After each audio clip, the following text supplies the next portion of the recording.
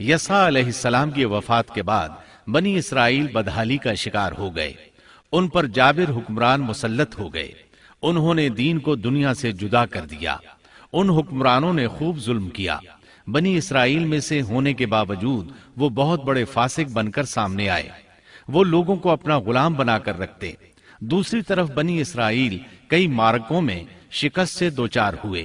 بنو عمالقہ کے ساتھ ایک معرکے میں تو انہیں نہایت بری طرح شکست ہوئی، اور بنو عمالقہ نے بنی اسرائیل سے وہ تابوت چھین لیا جو کہ لکڑی کا تھا، اور وہ اس سے برکت حاصل کیا کرتے تھے۔ اپنے معرکوں اور لڑائیوں میں وہ اس کو ساتھ لے جایا کرتے تھے۔ جب بنی اسرائیل اس کو دیکھتے تو ان پر سکینت بھی نازل ہوا کرتی تھی۔ اس تابوت میں آل موسیٰ اور آل ہارون کے باقی ماندہ آثار تھے۔ کہا جاتا ہے کہ اسی میں موسیٰ علیہ السلام کے صحیفے اور تورات کی تختیاں تھیں۔ موسیٰ علیہ السلام کا عصا بھی تھا، آپ کے کپڑے بھی محفوظ تھے۔ اسی طرح ہارون علیہ السلام کی کچھ نشانیاں بھی تھیں، بلکہ ایک روایت میں تو یہ بھی ہے کہ اس میں آسمان سے نازل ہونے والا من و سلوہ کا مرتبان بھی تھا جو وہ وادی تیہ میں کھاتے رہے تھے۔ بہرحال یہ صندوق اس معرکے میں ان کے ہاتھوں سے نکل گیا۔ اس پر بنو عمالقہ نے قبضہ کر لیا۔ اس طرح بنی اسرائیل کا افتراق اور انتشار بڑھتا چلا گیا، یہاں تک کہ بادشاہوں پر بھی اس کے اثرات پڑے اور یہ صندوق انہیں بھی نہ مل سکا، یہاں تک کہ اللہ کے ایک معزز پیغمبر شمویل علیہ السلام ظہور پذیر ہوئے۔ انہیں شمعون بھی کہا جاتا ہے۔ عربی زبان میں اس کے مترادف لفظ اسماعیل بنتا ہے، اور ان کا نام شمویل اس وقت عربی زبانوں کی کتابوں میں عام ہو چکا ہے۔ شمویل علیہ السلام نے دعوت توحید شروع کی، انہیں حق کی طرف بلانے لگے۔ چونکہ بنی اسرائیل اپنے انتشار اور تفرقے کو ایک عظیم مصیبت سمجھ رہے تھے، وہ ان کی دعوت کو قبول کرنے لگے۔ پھر انہیں یہ احساس ہوا کہ ایک بادشاہ کا ہونا بھی نہایت ضروری ہے تاکہ وہ ان کے دنیاوی معاملات اور سیاسی امور کی باغ ڈور سنبھالے۔ چنانچہ اکٹھے ہو کر شمویل علیہ السلام کے پاس آئے، کہنے لگے ہم میں سے ایک شخص کو منتخب کر دیجئے جو ہم پر حکومت کرے، اور ظالموں سے بدلہ لینے کے لیے جب لڑائی ہو تو وہ ہماری قیادت کرے۔ قرآن کریم میں اس قصے کو بہت وضاحت سے بیان کیا گیا ہے۔ اللہ تعالیٰ سورۃ البقرہ آیت 246 میں فرماتے ہیں، أَلَمْ تَرَ إِلَى الْمَلَإِ مِنْ بَنِي إِسْرَائِيلَ مِنْ بَعْدِ مُوسَى إِذْ قَالُوا لِنَبِيٍّ لَهُمُ ابْعَثْ لَنَا مَلِكًا نُقَاتِلْ فِي سَبِيلِ اللَّهِ قال هل عسيتم إن كتب عليكم القتال ألا تقاتلوا قالوا وما لنا ألا نقاتل في سبيل الله وقد أخرجنا من ديارنا وأبنائنا فلما كتب عليهم القتال تولوا إلا قليلا منهم والله عليم بالظالمين۔ کیا آپ نے موسیٰ کے بعد والی بنی اسرائیل کی جماعت کو نہیں دیکھا جبکہ انہوں نے اپنے پیغمبر سے کہا کہ کسی کو ہمارا بادشاہ بنا دیجئے تاکہ ہم اللہ کی راہ میں جہاد کریں؟ پیغمبر نے کہا ممکن ہے کہ جہاد فرض ہو جانے کے بعد تم جہاد نہ کرو۔ انہوں نے کہا بھلا ہم اللہ کی راہ میں جہاد کیوں نہ کریں گے؟ ہم تو اپنے گھروں سے نکالے گئے ہیں اور بچوں سے دور کر دیے گئے ہیں۔ پھر جب ان پر جہاد فرض ہوا تو سوائے تھوڑے سے لوگوں کے سب پھر گئے، اور اللہ ظالموں کو خوب جانتا ہے۔ اللہ تعالیٰ فرما رہے ہیں کہ یہ واقعہ موسیٰ علیہ السلام کے بعد پیش آیا، اور علماء اس پر متفق ہیں کہ یہ شمویل علیہ السلام کا واقعہ ہے۔ بنی اسرائیل کہنے لگے اے شمویل ہمارے لیے ایک حاکم مقرر کر دیجئے تاکہ ہم اس کی سربراہی میں علم جہاد بلند کریں اور بنو عمالقہ کو شکست دے کر ان سے انتقام لیں۔ شمویل علیہ السلام اور یوشع علیہ السلام کے درمیان 460 سال کا فاصلہ ہے۔ بنی اسرائیل کو جہاد کیے ایک طویل عرصہ گزر چکا تھا جبکہ وہ فتح یاب ہوئے تھے۔ اس وقت تو وہ بری طرح شکست خوردہ تھے۔ شمویل علیہ السلام کہنے لگے، مجھے تو محسوس ہوتا ہے کہ تم صرف زبان کی حد تک یہ کہہ رہے ہو، جہاد فرض ہونے پر تم پیچھے ہٹ جاؤ گے۔ انہوں نے کہا، یہ کیسے ممکن ہے جبکہ بنو عمالقہ نے ہمیں بہت تکالیف پہنچائی ہیں، ہمیں القدس سے نکال دیا، بخت نصر بادشاہ نے ہماری بہت بڑی تعداد کو قتل کیا ہے، لہٰذا ہم تو ان سے ضرور لڑیں گے۔ پھر اللہ تعالیٰ نے شمویل علیہ السلام پر وحی نازل کی کہ جہاد فرض ہو چکا ہے۔ جب بنی اسرائیل نے یہ خبر سنی تو سوائے چند ایک کے سب نے جہاد سے منہ موڑ لیا، اور یہ وہی لوگ تھے جو کچھ دیر پہلے پختہ عہد و پیمان کر رہے تھے کہ ہم جہاد کریں گے۔ شمویل علیہ السلام کے ساتھ رہنے والوں کی تعداد 8000 تھی، جبکہ پیچھے ہٹنے والے لاکھوں کی تعداد میں تھے، اس لیے کہ جب بنی اسرائیل مصر سے آئے تھے تو ان کی تعداد 6 لاکھ تھی، اور اس وقت تک تعداد بہت بڑھ چکی تھی۔ اب جو لوگ جہاد کے لیے تیار ہوئے انہوں نے پوچھا کہ ہماری قیادت کون کرے گا؟ شمویل علیہ السلام نے انہی میں سے ایک شخص طالوت کو منتخب کیا۔ طالوت بن قیش یعقوب علیہ السلام کے بیٹے بنیامین کی نسل سے تھا۔ طالوت سے پہلے بنی اسرائیل کے جتنے بادشاہ تھے تمام کے تمام یہودا بن یعقوب کی نسل سے تھے۔ بنی اسرائیل کو بہت تعجب ہوا، انہیں امید تھی کہ ان کا بادشاہ یہودا کی نسل سے ہوگا، لیکن ہو گیا بنیامین کی نسل سے۔ چنانچہ انہوں نے اسے تسلیم کرنے سے انکار کر دیا اور آگے سے باطل تعویلات کرنے لگے۔ اللہ تعالیٰ سورۃ البقرہ آیت 247 میں فرماتے ہیں، وقال لهم نبيهم إن الله قد بعث لكم طالوت ملكا قالوا أنا يكون له الملك علينا ونحن أحق بالملك منه ولم يؤت سعة من المال قال إن الله اصطفاه عليكم وزاده بسطة في العلم والجسم والله يؤتي ملكه من يشاء واللہ واسع علیم۔ اور ان سے ان کے نبی نے فرمایا کہ اللہ تعالیٰ نے طالوت کو تمہارا بادشاہ بنا دیا ہے، تو وہ کہنے لگے کہ بھلا اس کی ہم پر حکومت کیسے ہو سکتی ہے؟ اس سے تو کہیں زیادہ بادشاہت کے حقدار ہم ہیں، اس کو تو مال میں فراخی بھی نہیں عطا کی گئی ہے۔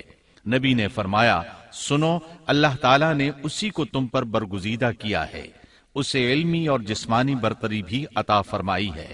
بات یہ ہے کہ اللہ جسے چاہے اپنا ملک دے، اللہ تعالیٰ کشادگی والا، علم والا ہے۔ طالوت ایک غریب آدمی تھا، مالی حیثیت بھی اچھی نہیں تھی، چمڑوں کو رنگ کر پیٹ پالتا تھا، لیکن اس وقت علم و حکمت میں اس کا کوئی ثانی نہیں تھا، اور جسمانی ڈیل ڈول بھی اس قدر تھا کہ جو ایک بار دیکھتا ہی رہ جاتا۔ اللہ نے اسے بہت اچھا جسم اور اعضاء عطا فرمائے تھے، رنگ بھی سفید تھا، لیکن چونکہ وہ یہودا کی نسل سے نہیں تھا، اس لیے وہ کہنے لگے، اس کی نسبت تو ہم زیادہ حقدار ہیں کہ بادشاہ بنے۔ ان کی بات کا جواب شمویل علیہ السلام نے یہ دیا کہ یہ انتخاب میرا نہیں، اللہ تعالیٰ کا ہے، اور بادشاہت کے لیے عقل اور جسمانی طاقت کی ضرورت ہوتی ہے۔ بادشاہت یوں بھی اللہ کے اختیار میں ہے، جسے چاہے عطا کر دے۔ یہ سن کر ان میں سے اکثر نے لڑنے سے انکار کر دیا، اللہ کے نبی کی اطاعت بھی چھوڑ گئے۔ اس نازک موقع پر شمویل علیہ السلام نے ان سے کہا، اگر میں تمہارے پاس کوئی ایسا نشان اور معجزہ لے آؤں جو ثابت کر دے کہ یہ اللہ کا انتخاب ہے، تو کیا تم میری باتوں پر یقین کر لو گے؟ وہ کہنے لگے، جی ہاں۔ چنانچہ اللہ نے انہیں ایک معجزہ عطا فرمایا۔ اس کا ذکر سورۃ البقرہ آیت 248 میں آیا ہے۔ وقال لهم نبيهم إن آية ملكه أن يأتيكم التابوت فيه سكينة من ربكم وبقية مما ترك آل موسى وآل هارون تحمله الملائكة إن في ذلك لآية لكم إن كنتم مؤمنين۔